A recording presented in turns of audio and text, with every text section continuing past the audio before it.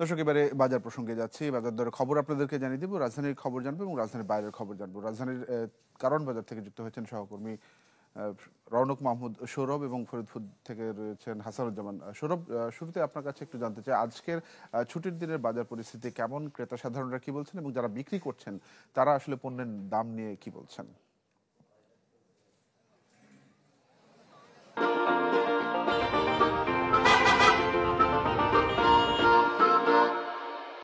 তানভীর, আমি এখন আছি রাজধানীর কারণ বাজারে।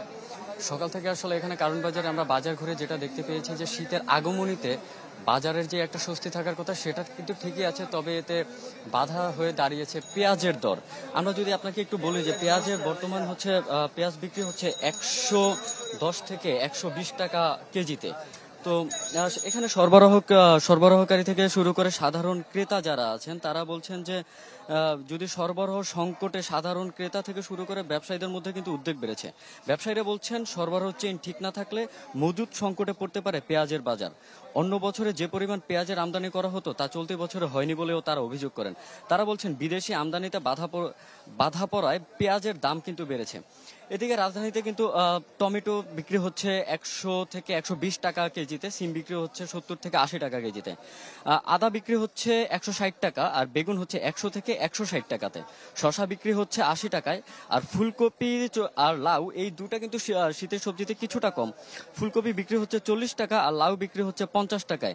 তবে কাঁচামরিচের কিন্তু দামে অনেক ঝাঁজ, তো কাঁচামরিচ বিক্রি হচ্ছে এখন 100 টাকায়।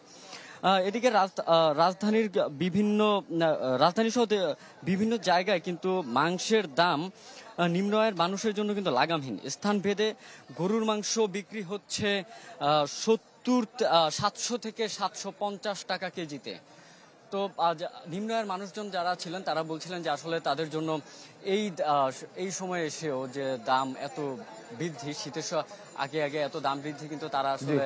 সৌরভ, বুঝতে পেরেছি। ধন্যবাদ আপনাকে আমাদের সঙ্গে যুক্ত হওয়ার জন্য। হাসানুজ্জামান, ফরিদপুরের সাথে অন্যান্য জেলাগুলোর এবং রাজধানী ঢাকার যোগাযোগ ব্যবস্থাটি ভালো, সেক্ষেত্রে পণ্যের সরবরাহ এবং সবকিছু মিলে সার্বিক পরিস্থিতি কেমন এবং দাম কেমন দেখছেন?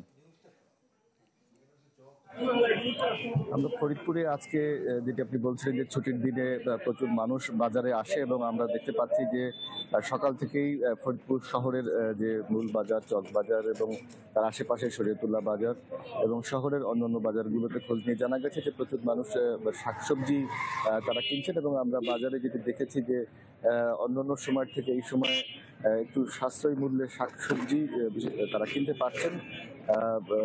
পেঁয়াজের দাম স্বাভাবিকভাবে একটু বেশি অন্যান্য জায়গার তুলনায়। এখানে আমরা দেখেছি যে ফরিদপুরে পেঁয়াজের কিন্তু বড় বাজার রয়েছে এবং ফরিদপুরে আমরা একটু দেখানোর চেষ্টা করি যে বাজারে কিন্তু শাকসবজি পেঁয়াজ সবই কিন্তু পর্যাপ্ত পরিমাণে রয়েছে এবং মানুষ কেনাকাটা করছে। এবং আমরা দেখছি আলু এবং পেঁপে 20 টাকা কেজি দরে বিক্রি হচ্ছে, খুবই সস্তা। কিন্তু একটু দামের মধ্যে যদি দেখি যে ফুলকপি উচ্ছে এগুলো একটু বেশি দাম, সেগুলো 70 80 90 টাকা পর্যন্ত বিক্রি হচ্ছে। অন্যান্য সবজির তুলনামূলকভাবে দাম কম, কিন্তু বাজারে ডিমের দাম 45 টাকা হালি বিক্রি হচ্ছে। পেঁয়াজের দাম এবং কাঁচামরিচের দাম বেশি হয়, একটু অস্বস্তি রয়েছে। গত সপ্তাহ পেঁয়াজের দাম কিন্তু 90 টাকা ছিল, যেটি আজকে 100 টাকায় উঠেছে। তো সরবরাহের ক্ষেত্রে খুব একটা ঘাটতি নেই, শুধু ঢাকার থেকে নয়, ফরিদপুরের আশেপাশে এবং ফরিদপুরের স্থানীয় বাজারেও কিন্তু প্রচুর শাকসবজি এবং পেঁয়াজ উৎপাদিত হয়, যে কারণে এখনো পর্যন্ত বাজারে বড় ধরনের কোনো অস্বস্তি নেই।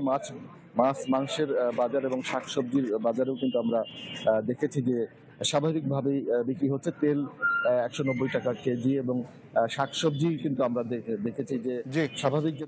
হাসান, ধন্যবাদ আপনাকে আমাদের সঙ্গে যুক্ত হওয়ার জন্য।